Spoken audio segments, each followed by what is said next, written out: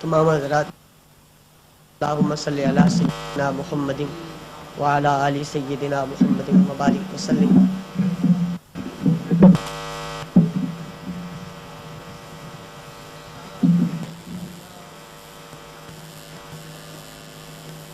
بسم اللہ الرحمن الرحیم۔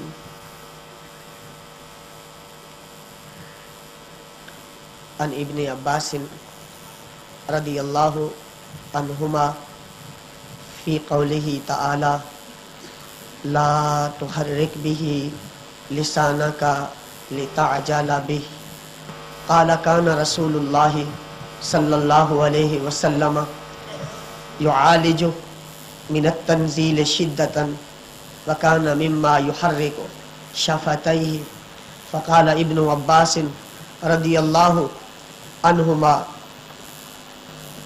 فانا احرکہما لک کما کان رسول اللہ صلی اللہ علیہ وسلم یحرکہما وقال سعید انا احرکہما کما رأیت ابن عباس رضی اللہ عنہما یحرکہما فحرک شفتیہ فانزل اللہ تعالی لا تحرک به لسانک لتعجل به ان علینا جمعہ وقرآنہ قال جمعہ لک صدرک وتقرأہ فإذا قرأناہ فاتبع قرآنہ قال فاستمع له وانصت ثم ان علینا بیانہ ثم ان علینا ان تقرأہ فكان رسول اللہ صلی اللہ علیہ وسلم بعد ذلك اذا اتاه جبرائیل استمع فاذا انطلق جبرائیل علیہ السلام قرأہ النبی صلی اللہ علیہ وسلم کما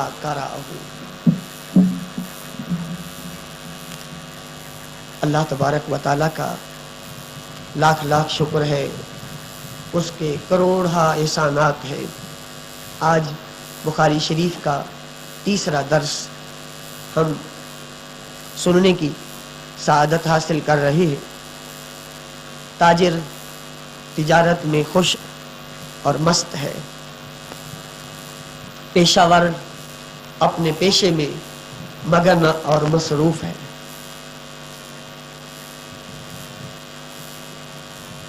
صنعت کرنے والا اپنی کاراگری میں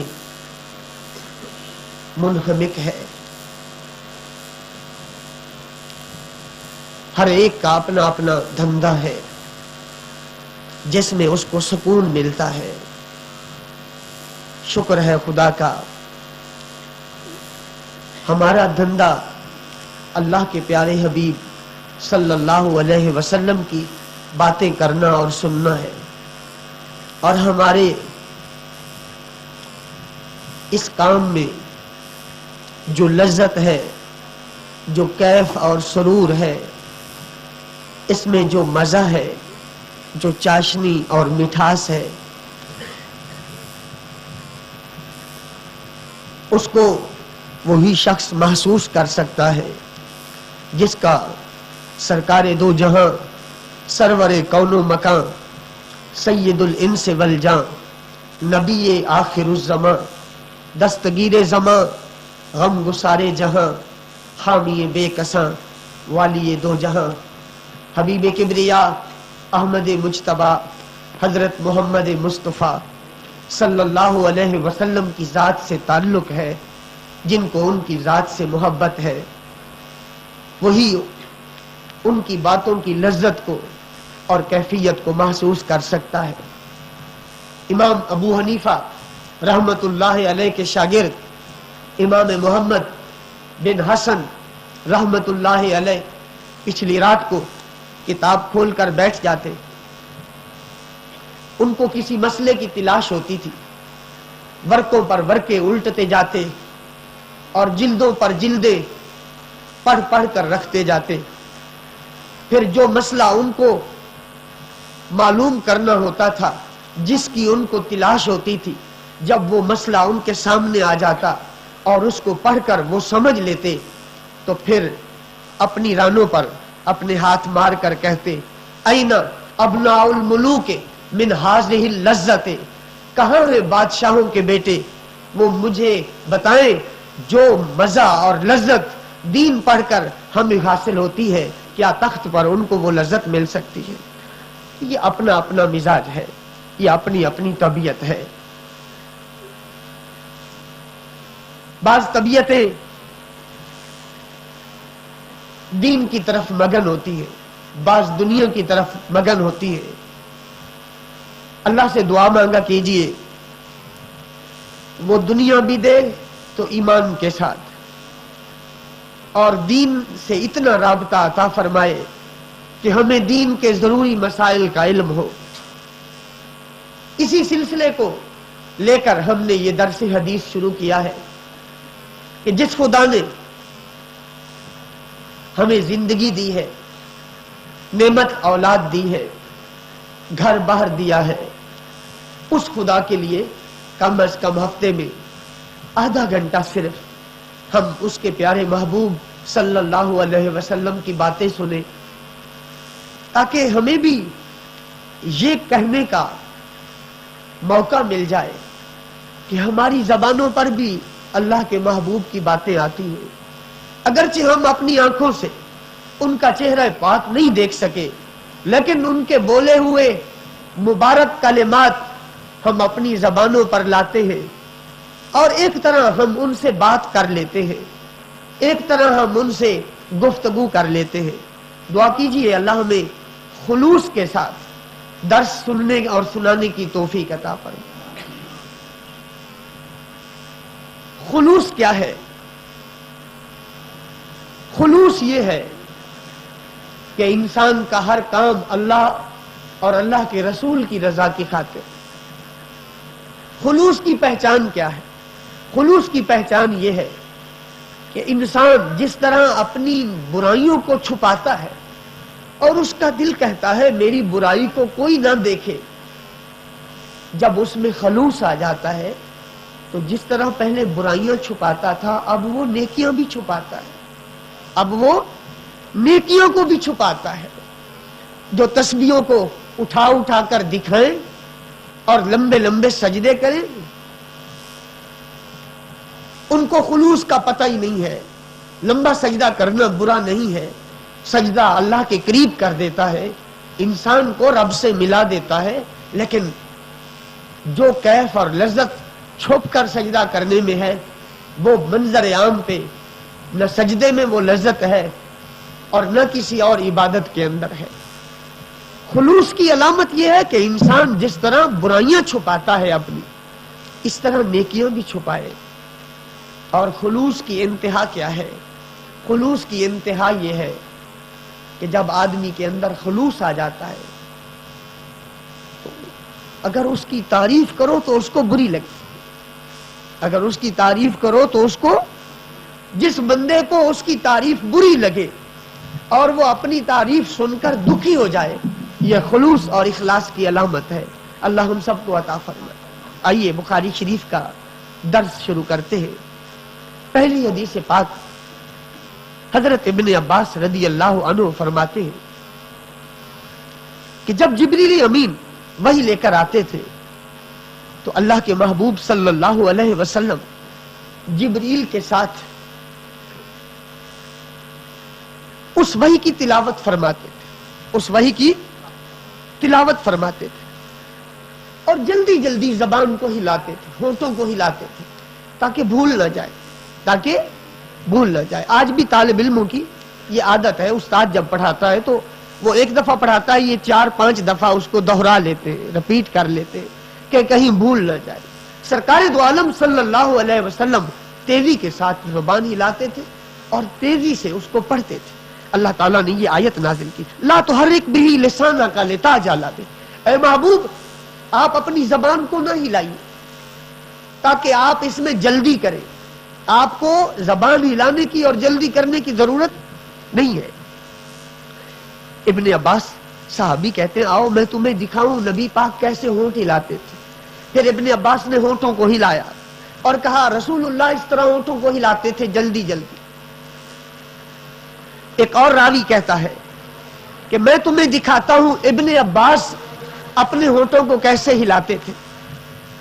چنانچہ حضرت عبداللہ بن عباس رضی اللہ عنہ وہ کیفیت، وہ انداز ہونٹوں کے ہلانے کا اور زبان کو تیزی سے چلانے کا بیان کرنے کے بعد کہتے ہیں کہ اللہ تعالیٰ نے آیت نازل کی، فرمایا اے محبوب آپ ایسے نہ کیا کرو، آپ جلدی زبان اور ہونٹ نہ ہلایا کرو۔ چنانچہ ابن عباس نے بیان کیا کہ نبی پاک یہ زبان اور ہونٹ اس لیے ہلاتے تھے کہ کہیں جبریل کے جانے کے بعد بھول نہ جائے۔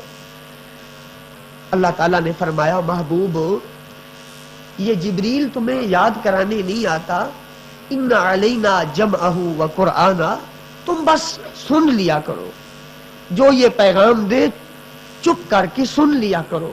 ان علینا جمعہ و قرآنا، اس کا آپ کے دل میں ڈالنا اور آپ کو یاد کروانا اور اس کے معنی سمجھانا اور اس کے مطلب سمجھانا، قرآن کے اسرار اور رموز آپ تک پہنچانا، یہ ہمارا کام ہے، یہ ہمارے ذمے ہے۔ چنانچہ ابن عباس کہتے ہیں اس کے بعد جبریل آتے تھے اور رسول اللہ صلی اللہ علیہ وسلم چپ کر کے بیٹھے رہتے، وہ پڑھتے جاتے، سرکار سنتے جاتے۔ جب جبریل واپس جاتے تو سرکار دو عالم صلی اللہ علیہ وسلم الفاظ قرآن کو بھی یاد کر چکے ہوتے تھے اور مفہوم قرآن کو بھی یاد کر چکے ہوتے تھے۔ اس حدیث پاک میں دو چیزیں بیان کی گئی ہیں کہ اے حبیب، اے پیارے محبوب صلی اللہ علیہ وسلم، تم مشقت نہ اٹھایا کرو، ہمیں تمہاری مشقت گوارا نہیں ہے، تکلیف نہ اٹھایا کرو، اور جب جبریل آئے تو بس سن لیا کرو۔ اور دوسرا یہ بیان کیا گیا ہے کہ جبریل نے صرف قرآن کے الفاظ پہنچائے ہیں، معنی اور مفہوم یہ محب اور محبوب کے مابین ایک راز ہے، اللہ نے براہ راست قرآن کا مطلب اپنے محبوب کو سمجھایا ہے۔ اس کے بعد حضرت ابن عباس کی روایت ہے، کہتے ہیں کان رسول اللہ صلی اللہ علیہ وسلم اجود الناس، رسول اللہ صلی اللہ علیہ وسلم ساری کائنات کے لوگوں میں سب سے زیادہ سخی تھے، سب سے زیادہ۔ پھر فرماتے ہیں وَكَانَ أَجْوَدُ مَا يَكُونُ فِي رَمَضَانَ حِينَ يَلْقَاهُ جِبْرِيلُ، اور سب سے زیادہ نبی پاک کی سخاوت اس وقت ہوتی تھی جب رمضان شریف میں جبریل آ کر ملاقات کر۔ وَكَانَ يَلْقَاهُ فِي كُلِّ لَيْلَةٍ مِّن رَمَضَانَ، اور جبریل رمضان شریف کی ہر رات میں رسول اللہ سے ملاقات کر صلی اللہ علیہ وسلم۔ فَيُدَارِسُهُ الْقُرْآنَ، وہ دور کرتے تھے قرآن پاک کا نبی پاک کے ساتھ ہر رات رمضان شریف۔ فلا رسول اللہ صلی اللہ علیہ وسلم اجود بالخیر من الریح المرسلہ، نبی پاک کی سخاوت رمضان شریف میں اتنی تیز ہوتی تھی، اتنی بھیجی ہوئی ہوا تیز نہیں ہوتی، اس سے بڑھ کر سرکار کی سخاوت کے اندر تیزی اور شدت ہوتی۔ اس حدیث پاک سے معلوم ہوا میرے نبی محتاج نہیں تھے، مفلس نہیں تھے، میرے نبی سارے جہان سے سب سے بڑے سخی ہیں۔ پتا چلا دنیاوی اور اخروی نعمتیں سب سے زیادہ میرے آقا کے پاس ہیں، سب سے زیادہ۔ اپنوں کو تو ہر کوئی دیتا ہے، میرے آقا کی سخاوت کا یہ عالم تھا کہ جو آپ کا سب سے بڑا دشمن تھا اور آپ کے پیچھے نمازیں بھی پڑھتا تھا، عبداللہ بن ابی بن سلول منافقین کا سردار، جب مرا اور پیغام بھیجا کہ اللہ کے محبوب کو کہنا کہ وہ اپنا کرتا عطا فرما دے تاکہ میں وہ کپڑا کفن بنا لوں اور قبر اور حشر کے عذاب سے بچ جاؤں، تو میرے آقا صلی اللہ علیہ وسلم کے پاس جب پیغام آیا، میرے محبوب اٹھے، اندر تشریف لے گئے، کرتا اتارا، اس کو دے دیا، کہا اس کو دے دینا، اس کو دے دینا۔ تو اپنے دشمن کو بھی سرکار نے خالی نہیں لوٹایا۔ یہ دربار محمد ہے صلی اللہ علیہ وسلم۔ یہاں ملتا ہے بن مانگے، ارے ناداں یہاں دامن کو پھیلایا نہیں کرتے۔ یہ دربار محمد ہے صلی اللہ علیہ وسلم، یہاں اپنوں کا کیا کہنا، یہاں سے خالی ہاتھ غیر بھی جایا نہیں کرتے۔ لعنت ہے ان لوگوں پر جنہوں نے کہا رسول اللہ صلی اللہ علیہ وسلم کے پاس ایک ذرہ بھی نہیں تھا، وہ کسی چیز کا اختیار نہیں رکھتے تھے۔ میرے آقا صلی اللہ علیہ وسلم اتنا اختیار رکھتے تھے کہ آپ کی زندگی میں کوئی خالی لوٹا ہی نہیں ہے۔ مانگنے والے کی مانگ پر منحصر تھا، وہ کیا مانگتا ہے۔ آنے والے نے کپڑا مانگا تو کپڑا ملا، پیسہ مانگا تو پیسہ ملا، جنت مانگی تو جنت ملی، رب مانگا تو رب ملا، بکریاں مانگی تو بکریاں ملی، اونٹ مانگے تو اونٹ ملے، جائیدادیں مانگی تو جائیدادیں ملی، معافی مانگی تو معافیاں ملی، سونا مانگا تو سونا ملا، اور جنت خریدنا چاہا تو میرے آقا نے جنت بیچ دی۔ یہ میرے آقا صلی اللہ علیہ وسلم کی سخاوت ہے۔ اس حدیث پاک سے دوسرا مسئلہ یہ ثابت ہوتا ہے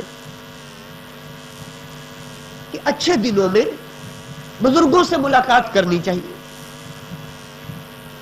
بابرکت دنوں میں جمعہ ہے، جمعرات ہے، سوموار ہے، شب برات ہے، شب قدر ہے، شب میلاد النبی ہے صلی اللہ علیہ وسلم، شب عاشور ہے، بزرگوں کے پاس جانا سنت ہے۔ جبریل رمضان شریف کی راتوں میں آتے تھے۔ اس حدیث پاک میں یہ بھی درس ہے کہ رمضان شریف میں نیکیاں زیادہ کرنی چاہیے، کیونکہ پیارے آقا بھی سخاوت زیادہ رمضان شریف میں فرماتے۔ اس کی وجہ یہ ہے کہ ہر نیکی کا اجر 70 گنا بڑھا دیا جائے۔ اس سے اگلی حدیث وہ ایک مکالمہ ہے اور بڑی دلچسپ ہے۔ زبان منکر کی ہے، مقام میرے مصطفیٰ کا ہے صلی اللہ علیہ وسلم۔ حضرت عبداللہ ابن عباس رضی اللہ عنہ راوی ہے۔ حضرت عبداللہ ابن عباس فرماتے ہیں مجھے ابو سفیان نے بتلایا۔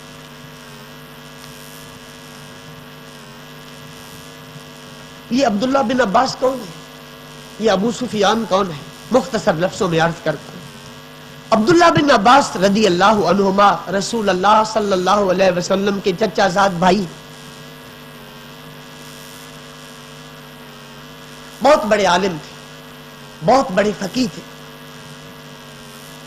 حضور صلی اللہ علیہ وسلم نے وصیت فرمائی تھی قرآن پاک اس سے پڑھو اور سیکھو۔ جبریل امین آ کر ان کو سلام کرتے تھے۔ حضور صلی اللہ علیہ وسلم کی وفات کے وقت ان کی عمر 13 سال تھی، چھوٹے تھے، ابھی بالغ ہونے کے قریب تھے، لیکن ان کو خلفائے راشدین منبر پر بٹھاتے تھے اونچا۔ بوڑھے بوڑھے صحابہ نے اعتراض کیا کہ ایک بچے کو منبر پہ بٹھا لیتے ہو، تو حضرت عمر نے رو کر فرمایا میں اس کی عمر کو نہیں دیکھتا، میں اس کے علم کو دیکھتا ہوں۔ رسول اللہ صلی اللہ علیہ وسلم جس کو عزت دے اور جس کو جبریل آسمان سے سلام کرنے آئے، میں اس کو منبر پر کیوں نہ بٹھاؤں۔ معلوم ہوا بزرگی کا تعلق عمر کے ساتھ نہیں، بزرگی کا تعلق اللہ کے فضل کے ساتھ ہے، وہ جس عمر میں چاہے عطا فرما دے۔ آخری عمر میں نابینے ہو گئے تھے، نماز با جماعت کے سخت پابند تھے، جو بندہ جماعت کے بغیر نماز پڑھتا تھا اس کو منافق سمجھتے تھے۔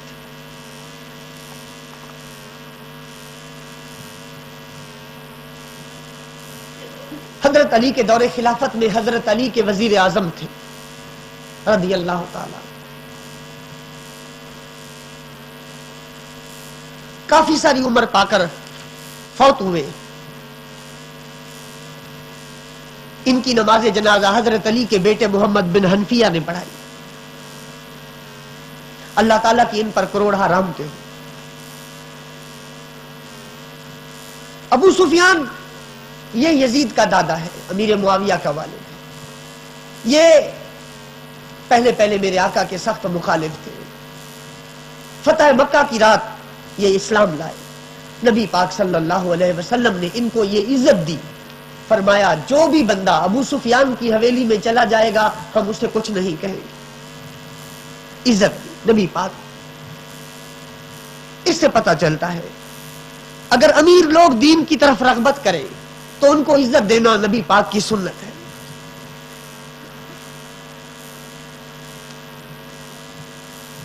جب یہ صحابی بن گئے اب ان کا ذکر اچھے لفظوں سے کیا جائے گا، ان کے بارے میں برا لفظ کہنے والا بدبخت ہے اور ایمان سے خارج ہے۔ ابو سفیان کہتے ہیں، ان کا نام صخر بن حرب ہے، صخر بن ابو سفیان بن حرب کہتے ہیں کہ ہم شام گئے تجارت کی نیت سے، میرے ساتھ قریش کے کافی سارے لوگ تھے، اور یہ وہ زمانہ تھا جب نبی پاک سے ہماری صلح تھی، عارضی صلح تھی۔ جب ہم گئے تو کیسر روم نے، ہرقل نے ہمیں بلوایا، اور اس نے ایک ترجمان بٹھایا پاس جس کو عربی اور رومی زبان دونوں آتی، اور اس نے اس کو کہا کہ اس شخص کو کہو کہ اس نبی کی باتیں سناؤ جس نے تمہارے ملک میں نبوت کا دعویٰ کیا ہے۔ پہلے اس نے کہا کہ اس قافلے میں، ان لوگوں میں سب سے زیادہ قریبی رشتہ دار اس شخص کا کون ہے؟ ابو سفیان کہنے لگا میں ہوں۔ کیسر نے کہا، شہنشاہ روم نے کہا اس کو میرے قریب لاؤ، وہ بیٹھ گئے پاس۔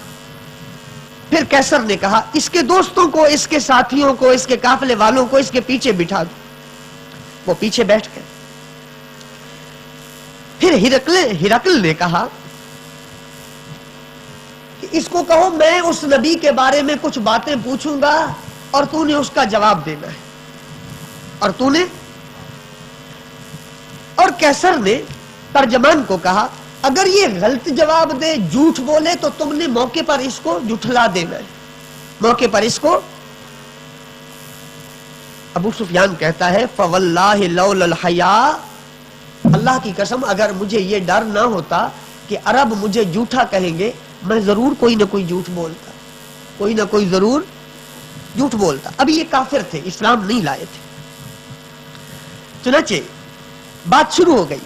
کیسر نے پہلا سوال کیا، کیف نسبہ فیکم، بتاؤ تو صحیح اس کے ماں باپ کیسے، اس کے ماں باپ کیسے، ذرا غور کیجیے۔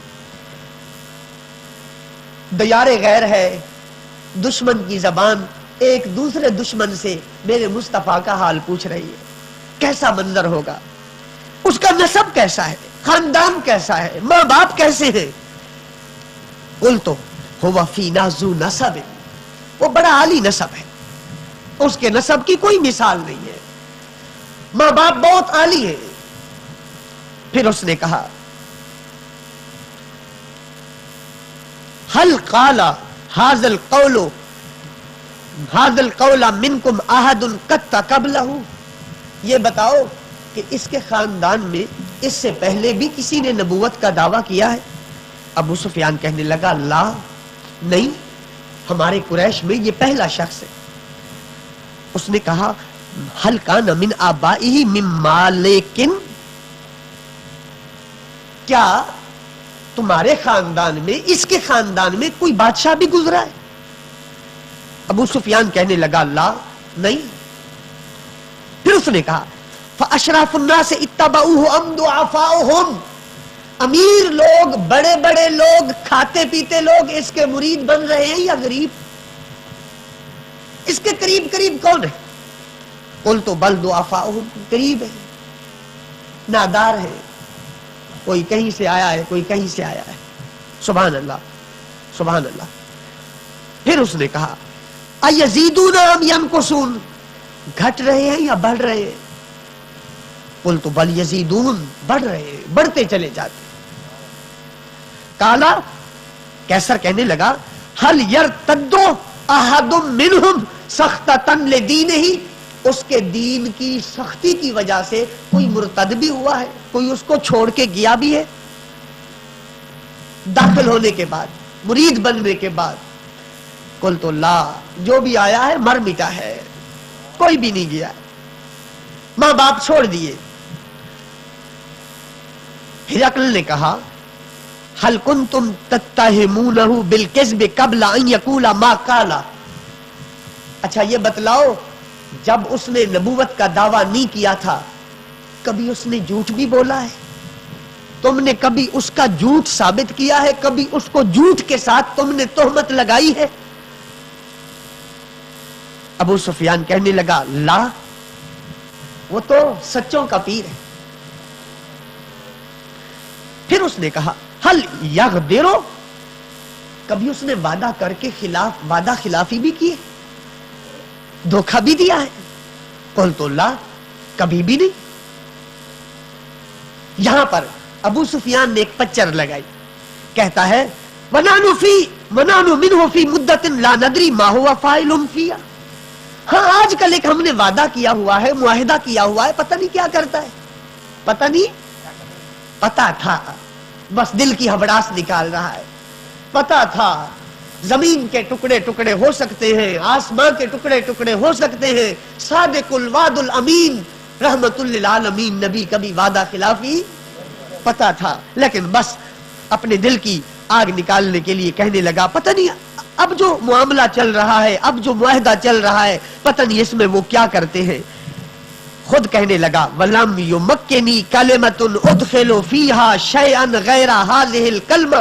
अबू सुफियान कहता है, मैंने किसी जगह भी डंडी नहीं मारी, यहां मुझे ताकत मिल गई कि मैंने एक कलमा ये दाखिल कर दिया, मुझे मौका मिल गया, बाकी कहीं मुझे मौका नहीं मिला। इसके बाद उसने सवाल किया, हल कातलतुमूहु, उसने सवाल किया, हल कातलतुमूहु, कभी तुम्हारी जंग भी हुई उससे, उस नबी से कभी तुम्हारी लड़ाई भी हुई? कुल तो नाम, मैंने कहा। फिर उसने कहा, कैफा काना कितालुकुम, जंग कैसी रही, तुम जीते या वो जीता? मैंने कहा, अल हर्बु बैनना व बैनहु सिजालुन यनालु मिन्ना व ननालु मिन्हु।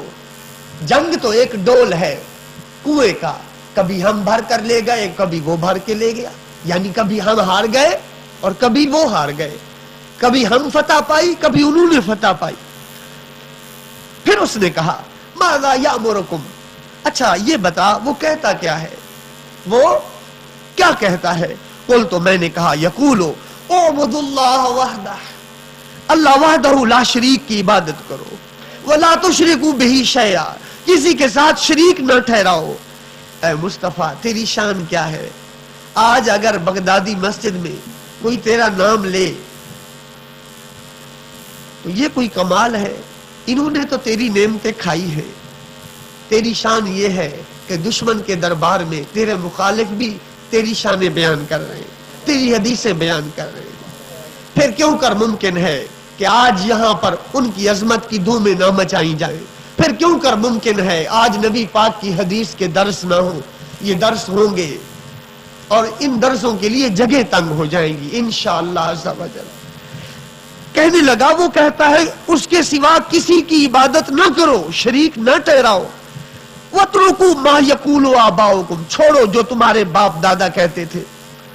वयामुरुना बिस्सलात, हमें नमाज का हुक्म देता है। वसिद्क, और कहता है सच बोलो। वल्इफाफ, और कहता है पाक साफ रहो और माफी दो। वसिला, रिश्तेदारों के हुकूक अदा करो, मिला के रखो, तोड़ो नहीं, जोड़ के रखो। फकाला लितर्जुमानी, फिर उसने तर्जमान को कहा, अब मैं जवाब देता हूं और तू इनको जवाब दे अरबी में। फिर कैसर ने कहा, सालतू का अन्नस में ही, ऐ अबू सुफियान, ऐ सरदार मक्का, मैंने तुझसे पूछा उसका नसब कैसा है, माँ बाप कैसे हैं, खानदान कैसा है। तूने कहा बड़ा आलीशान है। सुन, वकज़ालिका रुसुलु तुबअसु फी नसबि कौमिहा, मैंने किताबों में ऐसे ही पढ़ा है, नबी जब आते हैं तो जमाने भर के खानदानों में उनका खानदान ऊंचा ही होता है।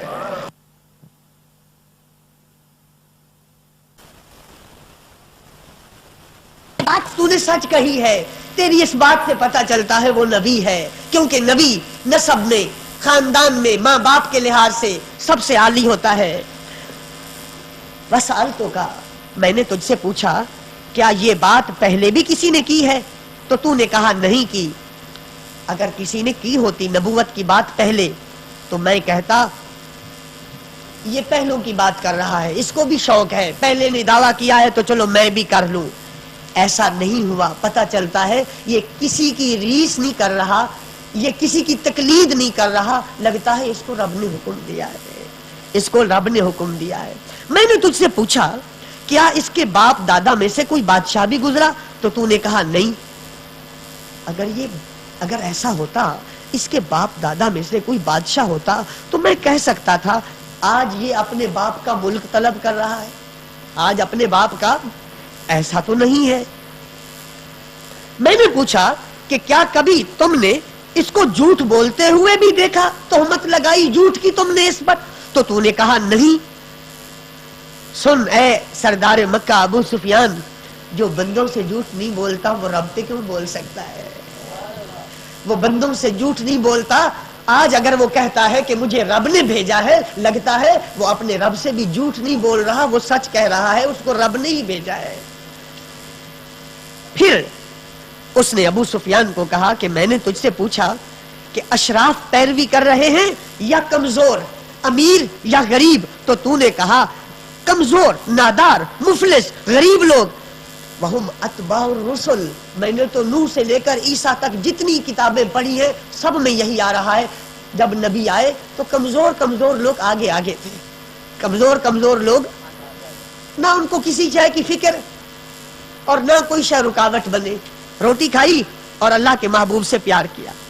چنانچہ اس نے کہا میں نے تجھ سے پوچھا وہ گھٹتے ہیں یا بڑھتے ہیں, تو نے کہا بڑھتے چلے جاتے ہیں.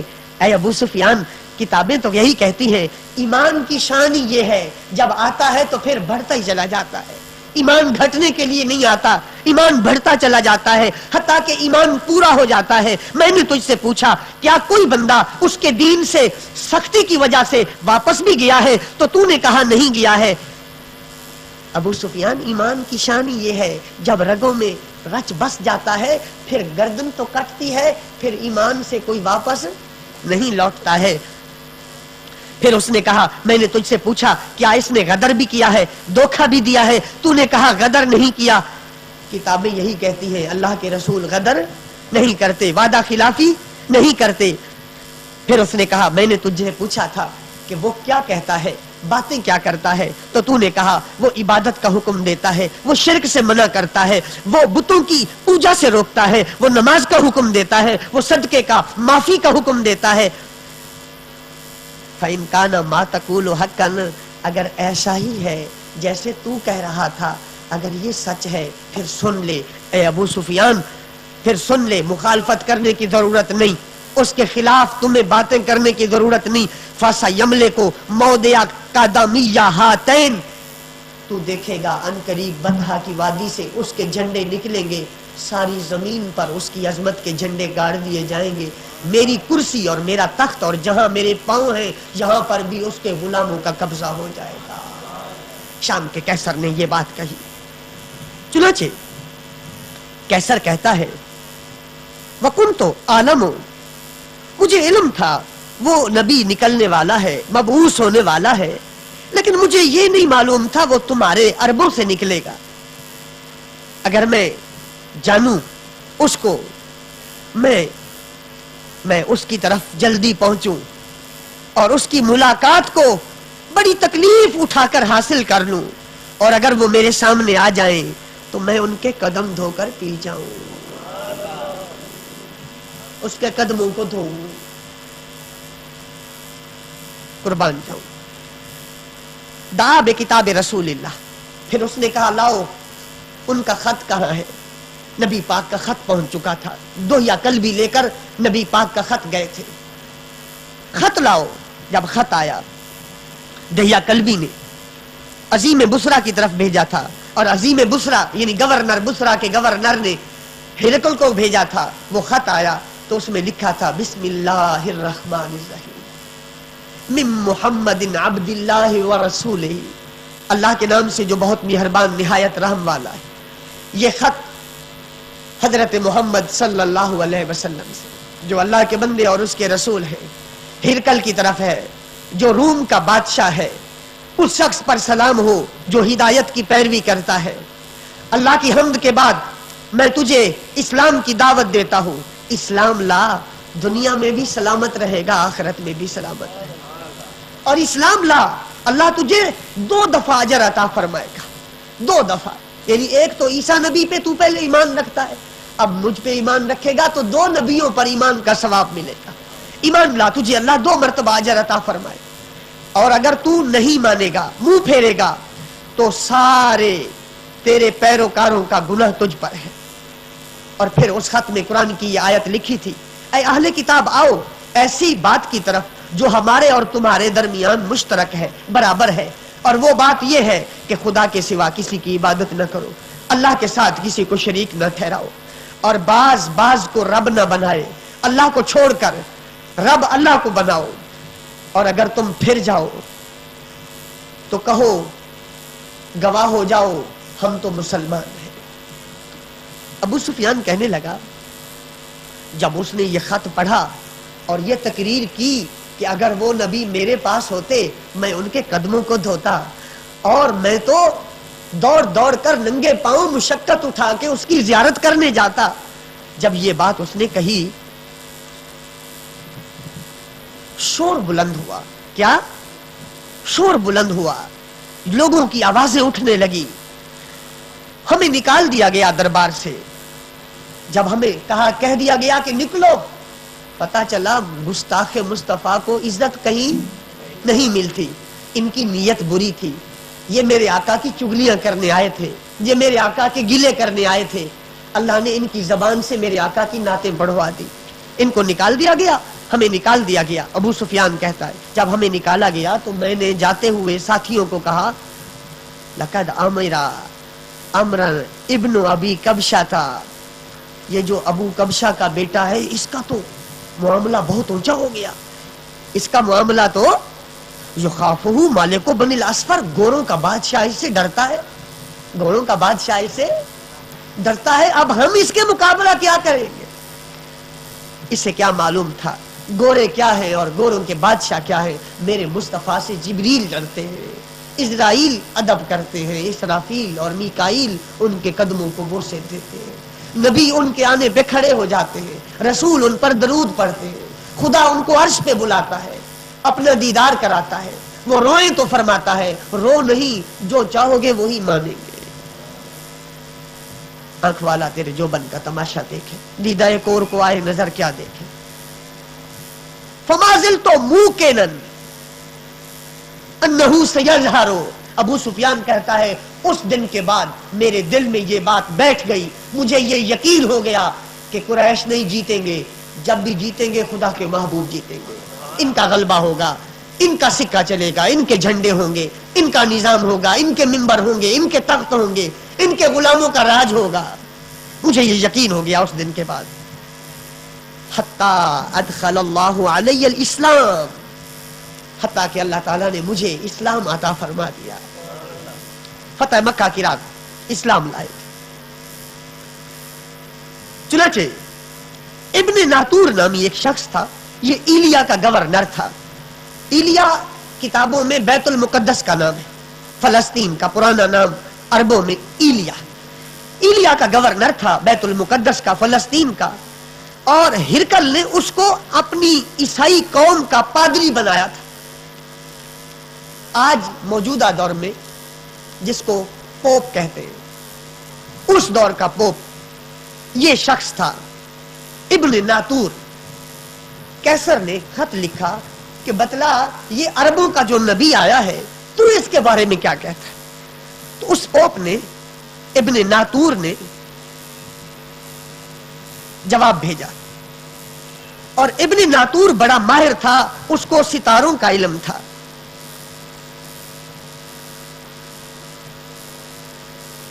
ایک دن ہرکل اٹھا اور بہت پریشان تھا۔ یہ کیسر شام کے اندر اٹھا اور بہت پریشان تھا۔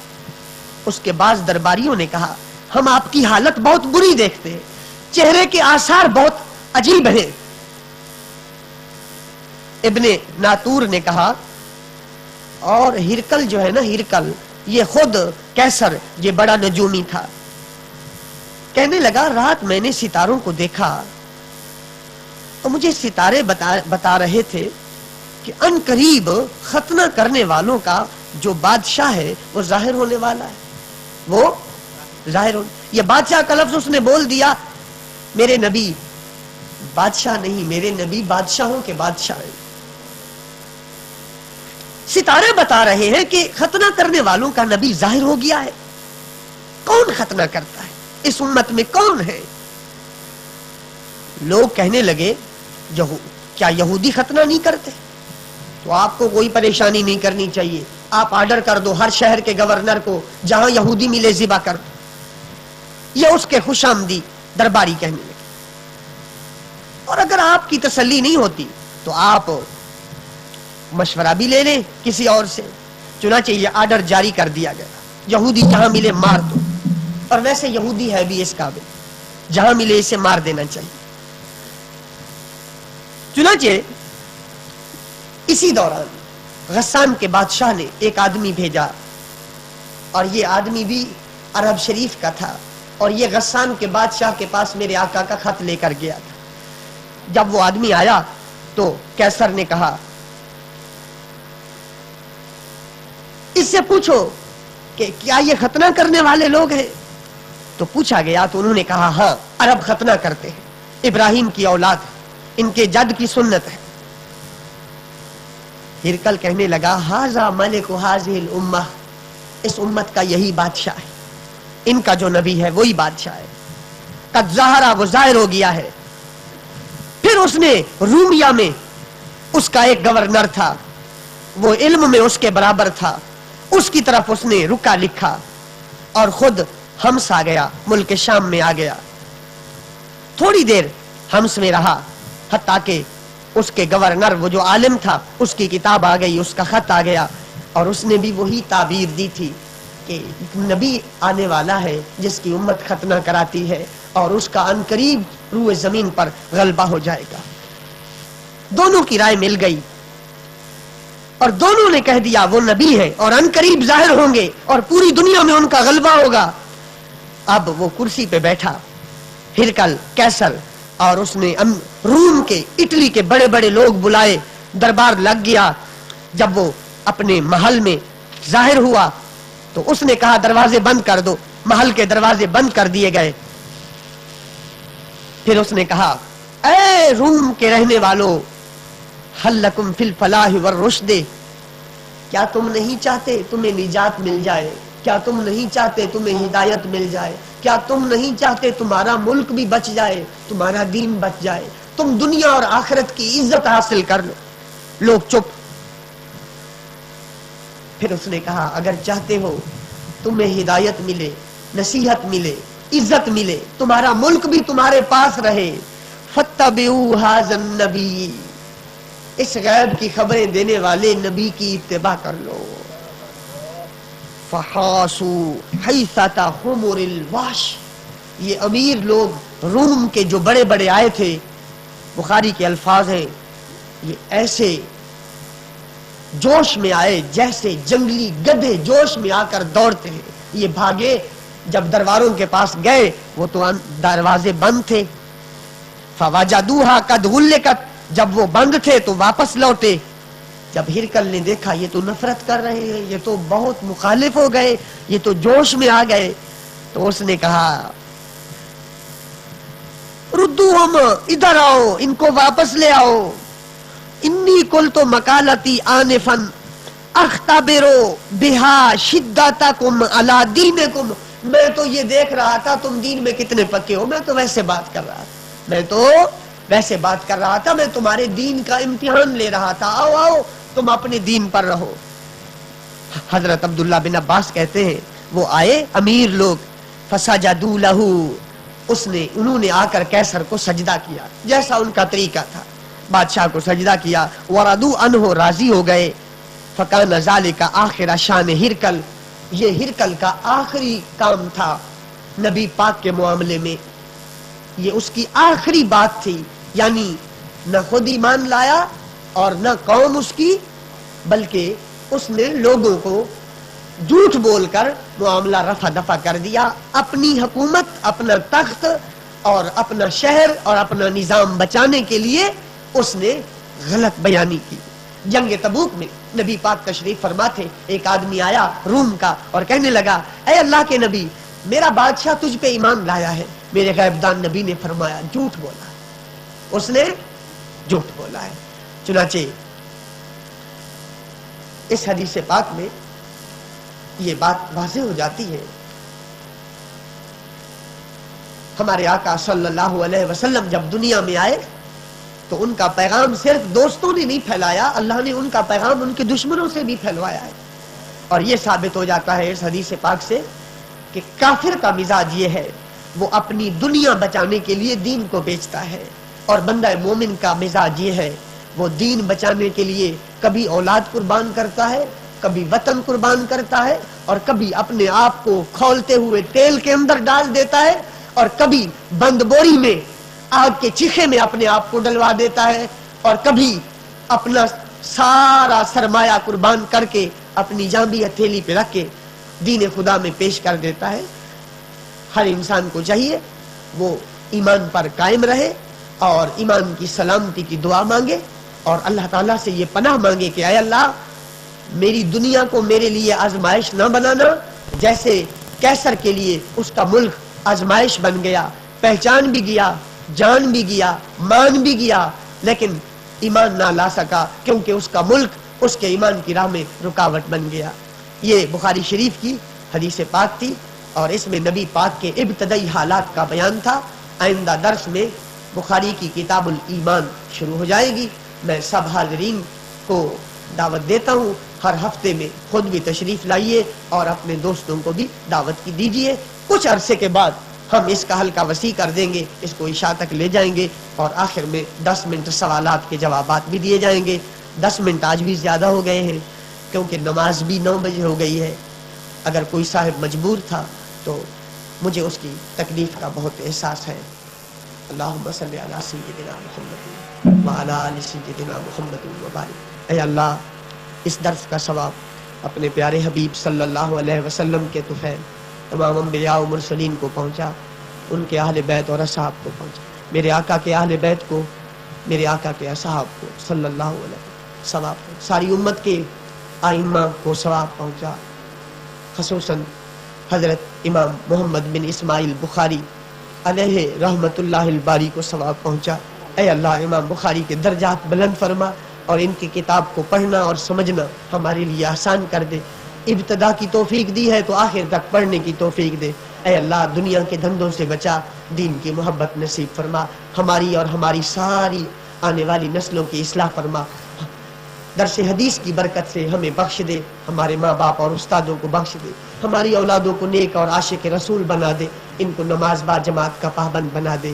اے اللہ دنیا کی مصیبتوں سے نجات دے دے، اے اللہ دنیا کے دردوں سے نجات دے دے، دین کا درد نصیب فرما دے۔ وصلی اللہ تعالی علی خیر خلقہ محمد وعلی بیتہ وسلم۔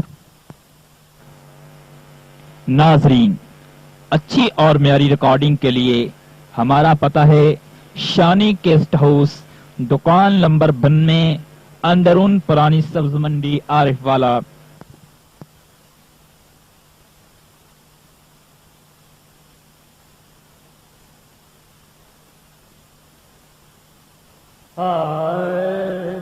میں در مصطفیٰ کا منگتا ہوں، میں در مصطفیٰ کا منگتا ہوں، بھیک ملتی ہے راستان سے، ہے در مصطفیٰ کا منگتا ہوں، بھیک ملتی ہے راستان سے، جو میرے مصطفیٰ کا منگتا ہے، کچھ نہیں مانگتا زمانے سے، جو میرے مصطفیٰ کا منگتا ہے، کچھ نہیں مانگتا مانگتا